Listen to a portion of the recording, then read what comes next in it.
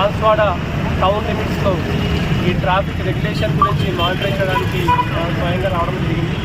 So town లిమిట్స్లో కొన్ని కొత్త కెమెరాస్ ఏర్పాటు చేయడం జరిగింది. సో మనకు ఆటోమేటిక్గా మనకు వైలేషన్స్ క్యాప్చర్ చేసే కెమెరాస్ కూడా ఏర్పాటు చేసినాము. దాని ద్వారా ఆటోమేటికల్గా మన కంట్రోల్ రూమ్ నుంచి కామారెడ్డి కంట్రోల్ రూమ్ నుంచి కూడా వైలేషన్ సిగ్నల్ జంపింగ్ కానీ వితౌట్ హెల్మెట్ కానీ వాళ్ళకు మెసేజ్ చలాన్ జనరేట్ అవుతుంది. సెకండ్ థింగ్, ఇక్కడ ట్రాఫిక్ని మొత్తం రెగ్యులేట్ చేయడానికి కూడా ఒక యాక్షన్ ప్లాన్ వేసుకోవడం జరిగింది.